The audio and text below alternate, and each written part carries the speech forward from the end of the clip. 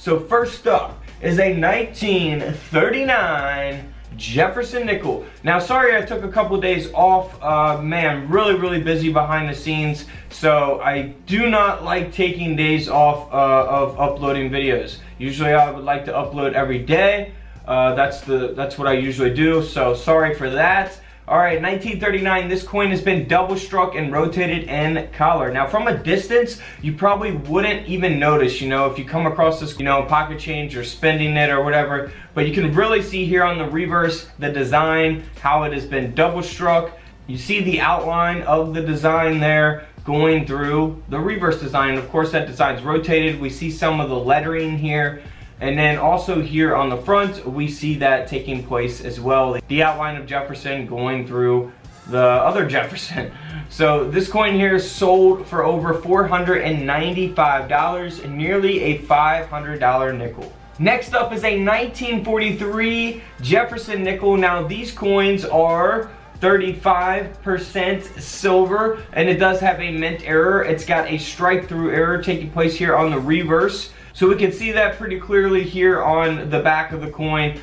This coin is in excellent condition, by the way. It is graded at a mint state 67, so that gives it a lot of value as well. This coin sold for over $115. Over $100 for a nickel. Alright, this coin here is a 1943 as well. However, this is the S mint mark. Now, this coin was supposed to be a silver nickel. You can see the S mint mark, the big S here on the reverse of the coin. Now, it looks strange, it kind of looks damaged. But you can see that the design is being cut off of this Jefferson nickel. The lettering here around the rim of the coin, on both sides, the obverse and reverse. And that's because this coin was actually struck on a steel planchet. When they produced the steel pennies, this is actually a steel planchet that one of those pennies was supposed to be struck on. However, a Jefferson nickel design was struck on that steel 1-cent planchet. So that will give the coin a lot of value. This coin here sold for over $2,900. Again, nearly a $3,000 coin there.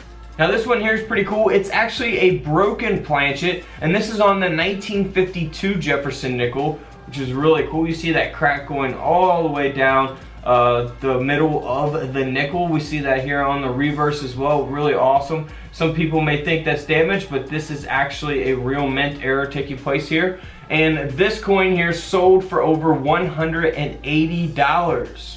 This next nickel here is pretty similar to the other one that we looked at. It's a 1959 D mint mark. It is a strike-through error taking place, struck through fragments. We see that here on the hair of Jefferson, and then if we go here on the reverse, we can see that as well. So pretty interesting error there. This coin here sold for over $70. So nothing too valuable, but still, 70 bucks.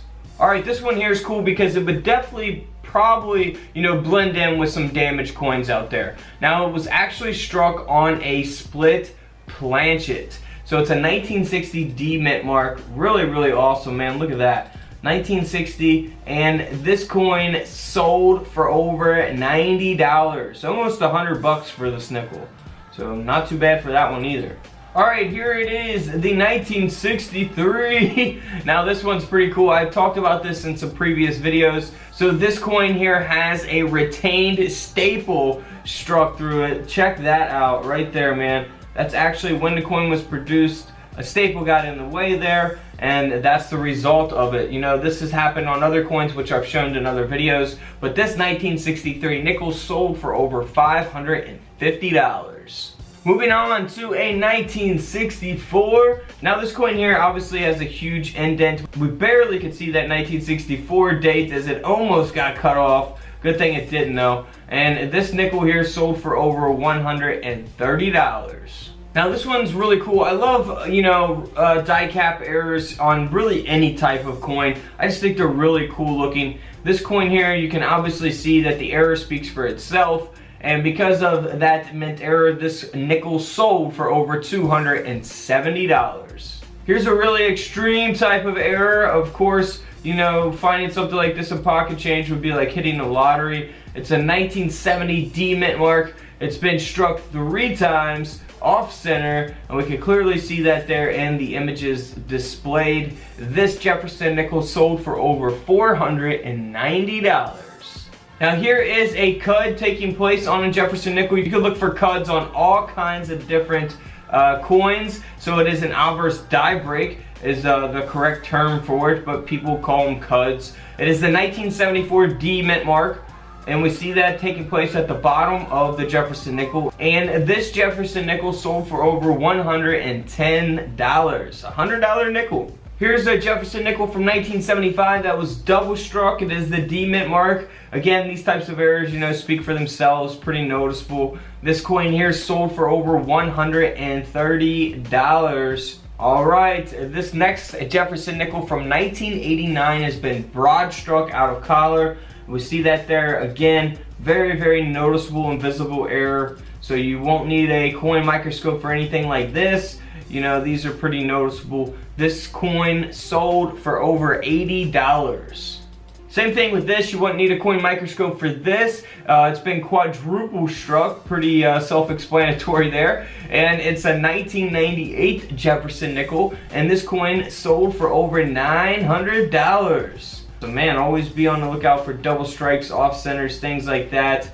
Here, this next one is a 1990 D Jefferson nickel that was struck through a late cap die. Now that's the penny that I found. It was struck through a late cap die. So that one's pretty cool. You can see that there taking place on the front of the coin. Here on the reverse, looks totally normal. So this coin here sold for over $25. So not really worth getting graded, but it's a $25 coin.